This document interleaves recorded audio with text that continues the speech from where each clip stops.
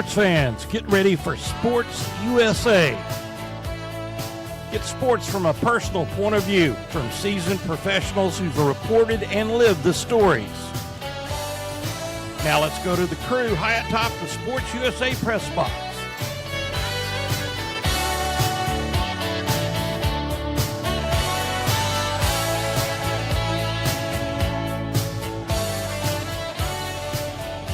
Welcome to this week's edition of Sportz-USA.com. I'm John Askins, and we're joined in the Dallas area by Kevin Long and Bo Carter. Up in College Station, we have Tom Russo, and I'm in Houston. Gentlemen, boy, I tell you what, I hate to even start on this subject because I'm so worn out by it, but let's wrap up the Brendan Sorsby issue. And I think we've come through this pretty good, guys, because my prediction was that he was, and Tom also, he was never going to play for Texas Tech, and that we're probably looking at Kurt Francis being the starting quarterback in August for the Red Raiders. If this thing has proved anything to me, it's just what a total crap heap journalism has become in this country today, because I've never seen more people that knew less about anything flapping their gums. And even today, now that the issue has been solved, like we thought it was going to be, that he was never going to play, I saw two headlines. One was, who is Will Hammond and where did he come from? And also, what's next for Texas Tech? Well, I guess they're supposed to fold up and blow away, guys. Kevin? Most bizarre thing I've ever seen in a while. Now, what I think to a degree is amusing and to a degree is not, Sorsby's going to have to take a heck of a cut in pay wherever he goes. And, you know, the other thing that intrigues me is Tech still obligated to pay him $5 million. I don't know that. Do you know that to be true? No, but I said, are they? No, I don't think they are. I think they're out of it. I mean, they have a morals clause in any contract. So I think that after this is all said and done, in last week's episode, I said maybe Sorsby will have a clear thought and decide to go to the NFL and just end this whole thing. And he did. So I give him credit for that. And then I saw another article today about how this is completely ruining Tech's reputation. I think that's exactly opposite of what's going on. If I saw recruits fleeing the Red Raiders, I might agree with that. But I think if you can go into a house and tell the parents and the player that the university will stick by you no matter what, which is what Tech did, I think they've gotten a lot of credibility that they didn't have before. I started really noticing it in softball last year when all the SEC coaches aligned to blackball Tech. And, Tom, it's the same thing now in football. I mean, it's a joke that the SEC and the Big Ten teams are saying that they're not going to play Tech because they never have. Well, that's true. And I'll tell you something else that one little thing I disagree with you on. I think it has hurt Tech's image, but not from a recruit standpoint. I agree with you on that regard. I think it's cool that they stood by their player and they're going to reap rewards from the player's standpoint from that. But I'm talking about the black eye that the media, from poor journalism like you talked about, has hurt their image. And I find it almost like in the Wizard of Oz when they said, pay no attention to the man behind the curtain. You know, that's Cincinnati saying, pay no attention to that. Where is all the attention that should be on Cincinnati and Indiana, where the only time he placed bets on a game was when he played for those two programs? Bo, from your standpoint, being in a conference, this is pretty hypocritical that Cincinnati was able to vote in that lawsuit against Tech. I agree, yeah. And Tom totally hit on the head. This a little precedent for this. This happened at Mississippi State 50 years ago. They had a guy named, I think I brought this up before, Harry Gillard, who was ruled ineligible by the NCAA for his entire career because of recruiting violations in 1974 and 75. Mississippi State got a local judge and got a court order, get him through his sophomore, junior, and senior year. And then after like December or January, after his senior year, the NCAA appealed to a higher court in Mississippi. They overturned the injunction. They made him forfeit 17 wins and 2 ties. Other than doing that, I don't know what the conference, the NCAA, which is pretty toothless right now, can take any more action. Well, do you think they would have done that if it was against Georgia or Alabama? No, I don't. If it'd been the sacred cows would be left. Yes. Moving right into the pasture there, as we always say. Well, this got me to do some homework, and there are 8 schools, Michigan State, LSU, Maryland, Colorado, UNLV, among them, that have partnerships with sports books or casinos. Oh, yeah. There is a company called Genesis, and the NCAA has given this Genesis company exclusive data agreement so that they can operate sports books all over the country and put the NCAA logo on their sports book. Worldwide. I mean, how hypocritical is that?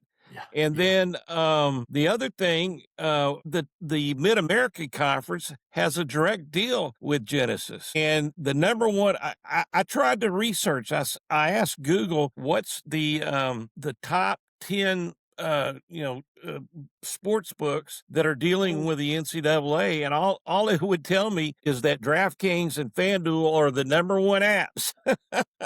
And it's crazy. The hypocrisy runs amok through the whole thing. And it's crazy. And it's not just with the gambling portion, it's also with the NIL portion. Yes, Texas Tech has paid several million to different players in a lot of different sports. But what I found so interesting about the Nyjah Kennedy thing was, we're paying a woman a good sum of money, comparatively speaking, to what a lot of the guys make. They didn't have a problem with Arch Manning getting $5 million to go to Texas. No, Arch Manning got more than Sorsby. Yeah, I didn't hear anybody complaining about that. No one, nowhere. But you paid a woman $1 million to play softball, and they're just buying a championship. What horrible people they are. And the hypocrisy and double standards that are going across all of the sports is absolutely 100% ridiculous. And it's sucking a lot of the enjoyment out of it, quite honestly. Yeah, and that's what's making the NCAA completely toothless, is because they want to come down on a player for gambling, and yet they're hooked up with a gambling site, a sports book. Kevin, it's just amazing. When you open your phone, are you immediately hit by all the gambling ads that I see every day? Yeah. But, you mentioned the hypocrisy across the board on this. One thing I could not help but to wonder. Now, first off, is everybody here familiar with the classic novel Semi-Tough by Dan Jenkins? Sure. Everybody, you read that? Because it reminded me of a passage in Semi-Tough, which was my all-time favorite passage in the book. And let's face it, that book had a bunch of great passages. But it was when Georgia and Nebraska said they're not going to play Tech in anything. And I was immediately struck by, well, good Lord, they don't play them now. What's the big deal? Exactly.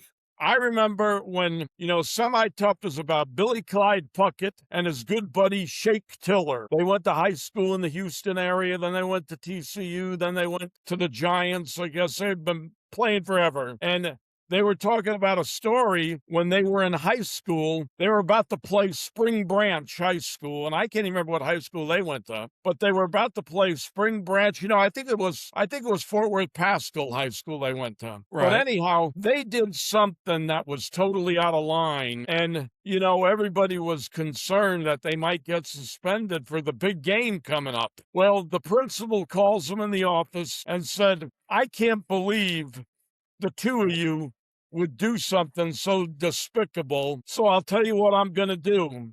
You two are not going to be permitted to participate in the school spelling bee next week." Of course, they both laughed and in unison said, "Oh, bleep, not that, anything but that." And, that reminded me a little bit of Nebraska and Georgia. With Good this analogy.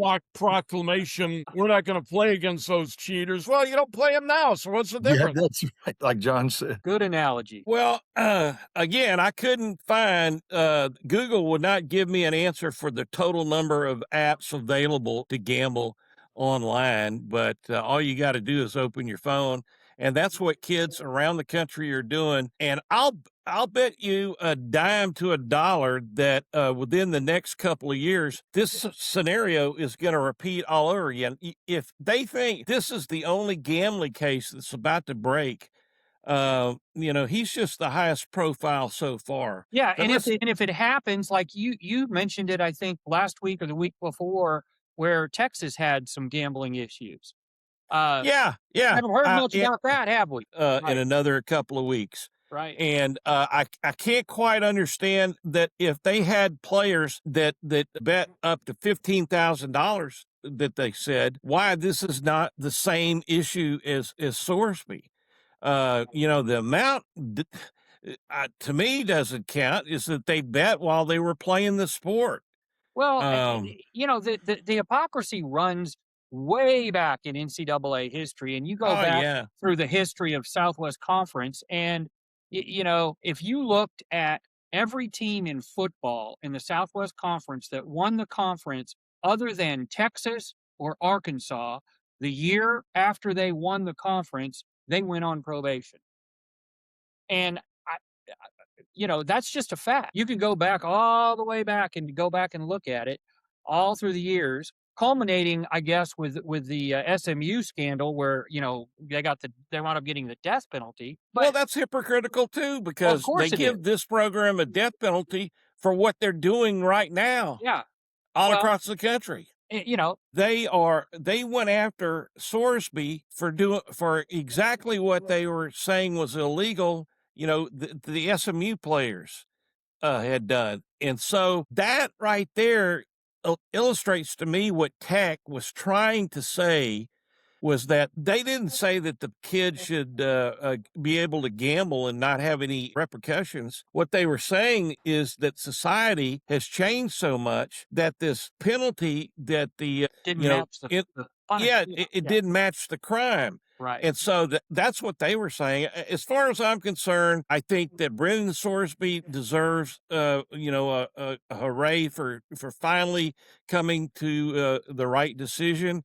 And hopefully this is the first right decision he's made in his life, and he'll have a lot of other ones. And the other, I think, Texas Tech, to me, comes out a winner on this, and we'll just see if that really is the case. Let's talk about Sorsby and what's next for him. He goes into the supplemental draft, and the way it works, and the way it comes down to is they rank the choices the way they were ranked in this last draft. And so then that's not the only thing that matters about where he goes. Then the teams have to offer a draft pick. And so let's say Pittsburgh wants Sorsby in the supplemental draft. If they're high for having a losing record last year, but they have to put in a draft choice. And if they put in a third-round draft choice and Arizona comes in and throws in a second-round draft choice, Arizona wins Sorsby. So it's going to be interesting to see if any of the teams value him as a first-rounder, because, say, like the Jets, if the Jets wanted him, they could offer a first-rounder and they would win his rights. And from what I've read, the scouts think that he is third behind Manning at Texas and Dante Moore at Oregon now, as far as where he stands in next year's draft. So I think he could be a late first rounder if he was normally in the draft for 2027. So it'll be interesting to see if any team is willing to throw in a first round draft choice. What I wonder about, though, will any of these pro teams say, listen, the baggage he has, it's just not worth it. He's going to be one problem after another here. So is it worth drafting him? Now, I've read online that there are people who they figure he's going to get drafted between the second and third round. Right. And so apparently the NFL or NFL teams aren't too concerned about that, but you'd think they would be. Kevin, they drafted and played players that murdered people. Exactly. They don't really care if the guy can play for you. He's going to get drafted. It's all about the W's. Right now, just reading from what I saw, the Cardinals, the Browns, the Jets, the Vikings, Tampa Bay, and Miami are the leading candidates to draft him. And it's going to be interesting to see what those teams throw into to the pot to win the deal. My question, John, is in recent memory, I don't remember too many people being chosen in the supplemental draft.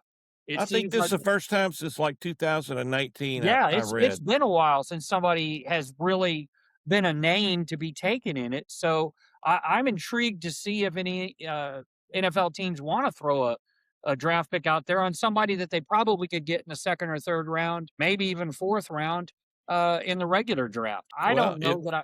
If they don't throw in a higher draft choice, they won't get him. That's for sure. Yeah. And Kevin, back to what you were saying, I think that the NFL will do a token mea culpa for this. They'll say, okay, the Jets can have him, but he gets a 5-game suspension. Well, that's completely worthless because nobody is going to draft this kid today and play him tomorrow. He's going to be, he's going to have to work his way up through the system for a couple of seasons. So a 5-game suspension would be nothing. Oh, I'm not arguing with you on that one, but I just wonder. Like I said, I just wonder, if they take them all. Like for example. This is a horrible memory here, but can anybody remember Ray Rice slugging his wife in an elevator? Sure. After that happened, no NFL team was about to give him a shot. And, so you wonder if it's not so much that they have high morals, so much as they got to be concerned about the blowback and the potential problems down the line that could cause. Well, the blowback will be gone by the time he's ready to play. Well, but there are other things too. I'm talking about drafting him now. Yeah, right. Is it worth drafting this guy when one, we don't know the extent of his involvement in this gambling? Because like a coach at Tech said, one thing they sure are hoping never happen is that he got in debt to some gamblers who have mob connections. And, we only know about the $90,000 or the 900 bets that he did online. Could be a lot more to it than that. Hopefully there's nothing more to it than that. Right. Well, let me put a hypothetical question out there to you guys. What happens if he doesn't get picked in the supplemental draft and then suddenly he decides to sue the NCAA to come back and play football again in college? Well, I think that if he doesn't get picked in the supplemental draft, he's a free agent and can negotiate with anybody, and I can guarantee you somebody will pick him up then. One of the things that I think that I always think back, Kevin, to Art Schlichter, and one of the things that Art Schlichter didn't have is Texas Tech, their program, that they have told, Sorsby that they want to keep him in that program. And they're really one of the first in the country that started that. I can't remember. Do you remember, Tom, there was an incident that caused them to create that mental health program. They're an example right now around. There's a lot of schools that have come in and, visited with them and created a program just like they have, but they were one of the first to do it. I want to say it was a basketball player. It was a basketball. Yeah, I don't remember what it was. I think they need to start reflecting the blowback towards Cincinnati. I don't know how they can make that happen, but one thing that I know that being inside the NCAA institution, that when you join, you agree to follow their bylaws and regulations, and that's the same with the Big 12. And if you violate those, they can kick you out. And it's just amazing to me that the NCAA cannot uphold their own bylaws and regulations. Well, a lot of things are boggling my mind about those. I mean, we can branch out further. Suppose Lane Kiffin tells his cousin to go bet the farm that LSU is going to pass on their first 6 downs in the coming game. Sure. And he does it, and, and sure enough, Lane controls that. And so they pass the first 6 downs. And, they're making a fortune. I almost wonder if stuff like that is already happening and has happened before, because it's pretty scary with possibilities. Totally agree. And I think it probably has happened. It probably happened many times.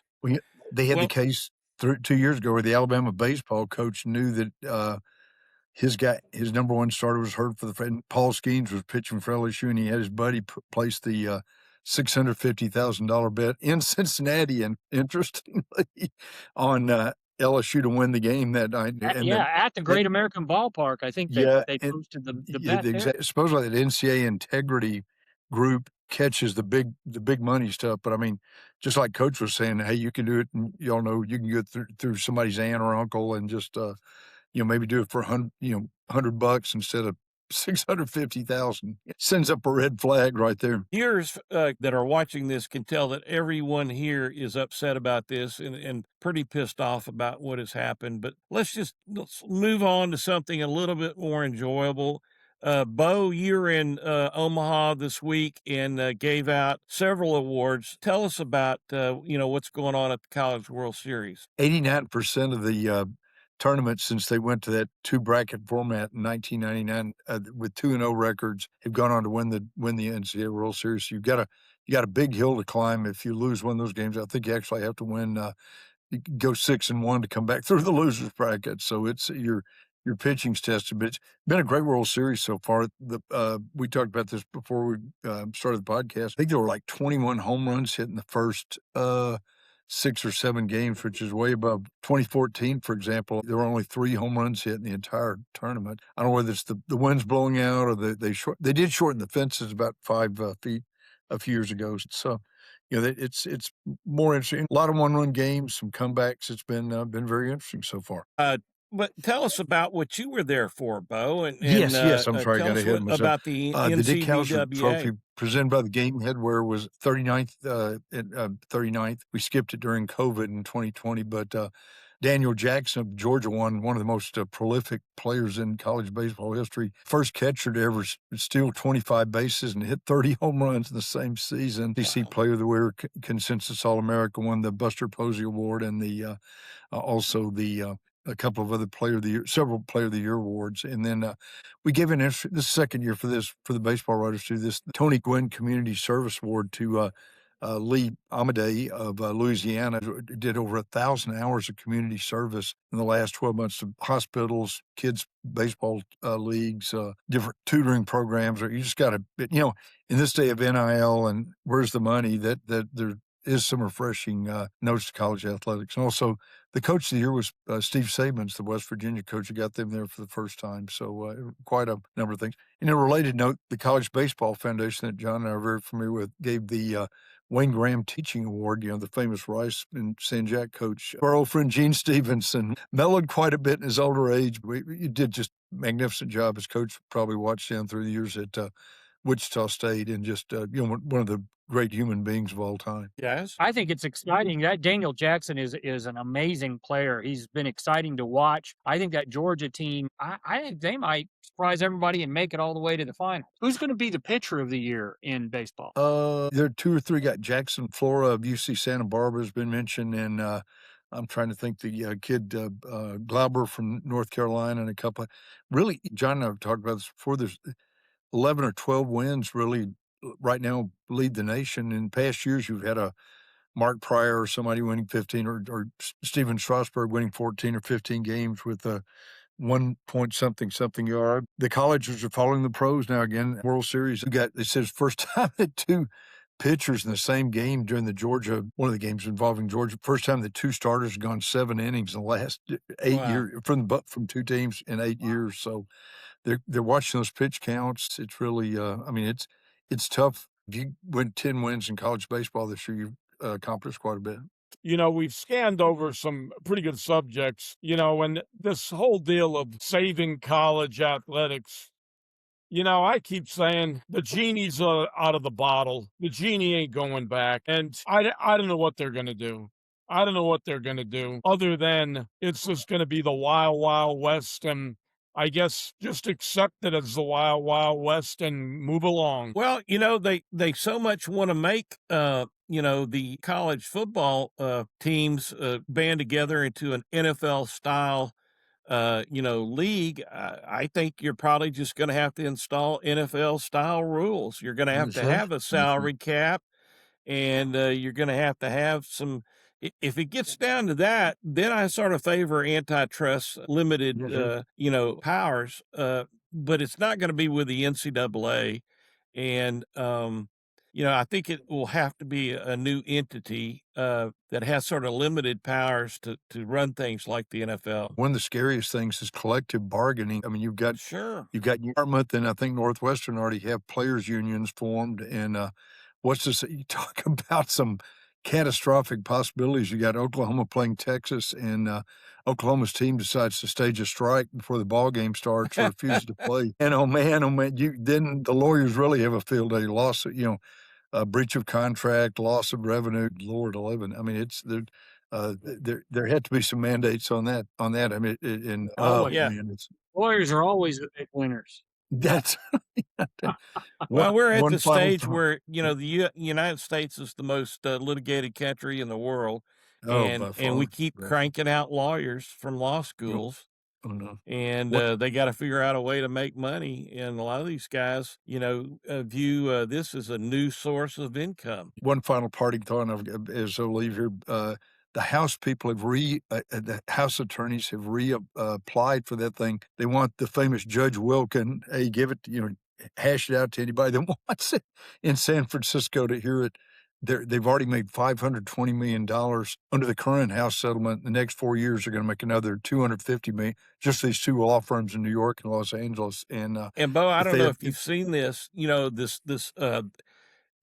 It's called the House, agreement because this guy's name is House. It's not coming out of the House of Representatives. Arizona State swimmer. But they've agreed upon a certain figure. And now this week, there's a new lawsuit saying, no, that's not the right figure. We got to have more money. So this will go on forever. It's going to bankrupt a lot of. I know they keep saying they won't, but. I remember the Kansas State president saying, the day we start paying players is the day we get out of football. I wonder where that guy is today. Yeah, that's right. He's at Emporia State. Yeah, no kidding. All right. Thanks, Bo. Bye, Bo. You bet. Okay. Well, I think we got to celebrate the Carolina Hurricanes, the New York Knicks.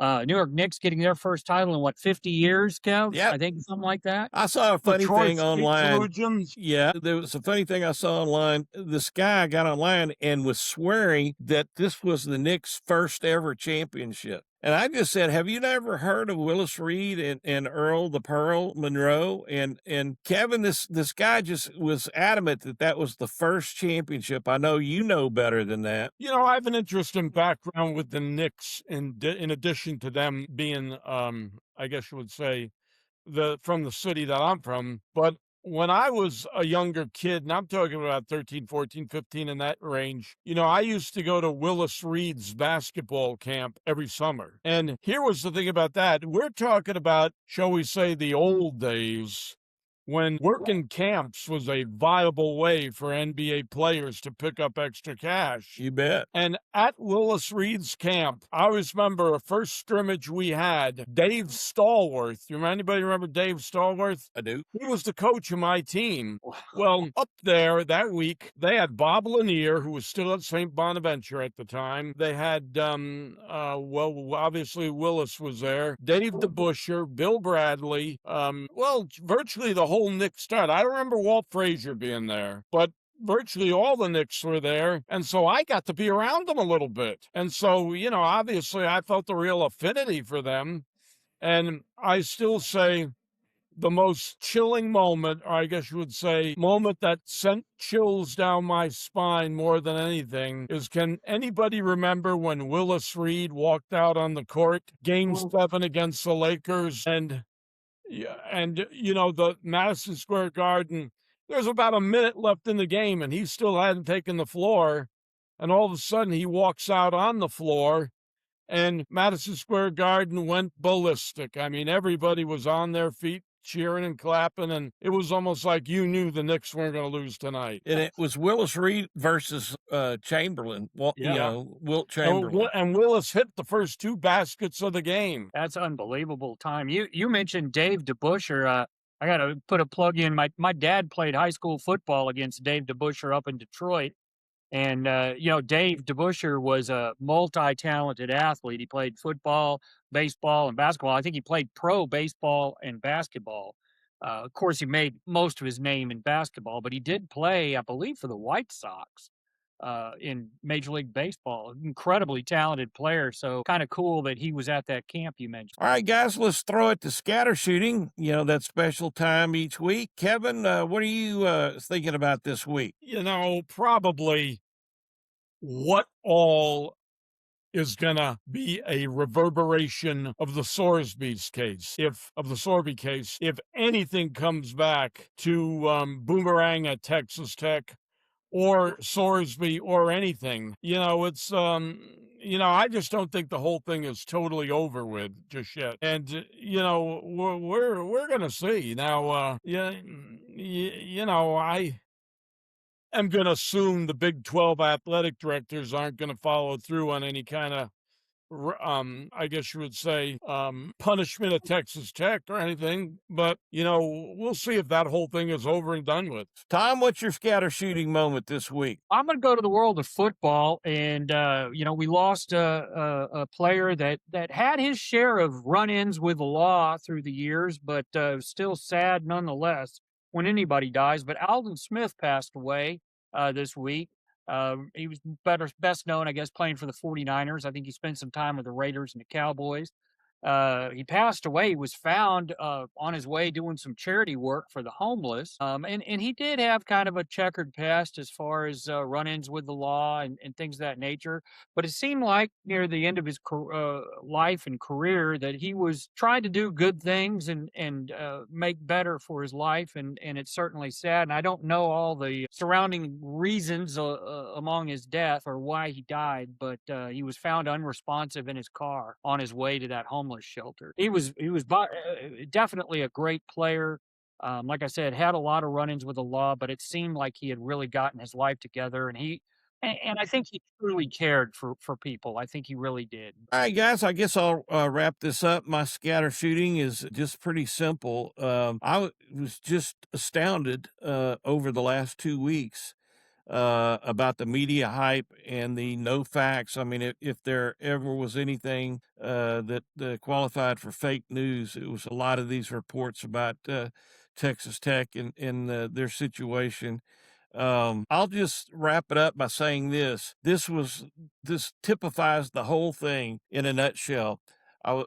One website that was particularly ripping Tech and this whole gambling scandal was sponsored by FanDuel. That's the ultimate in hypocrisy, and that's about where I'll leave this one. Thanks for joining us, everybody, this week. We'll try and be more uplifting in our next episode. Hopefully there'll be some good stories to cover, and you'll find them right here on Sportz-USA.com. Good night, everybody. Good night.